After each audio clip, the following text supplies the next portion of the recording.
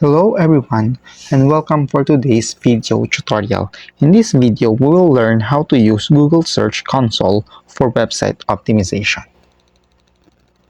All we need to do is to navigate over to Start, then go ahead and log in with our Google account. Then we will navigate up here and simply add our website URL exactly how it appears online.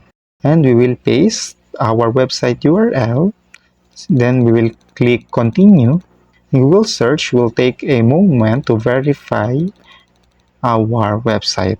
Then we will find our underperforming keywords and go to search results, report under performance. And make sure that you click on the average CTR, average position boxes, so they show up in the table below. Next, scroll down to the table and set up positions. Filter to show pages. Then have an average ranking position of less than 8.1.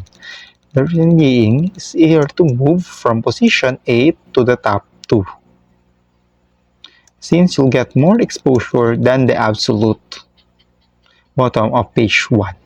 So we'll just sort the table by position in descending order and start skimming through the keywords.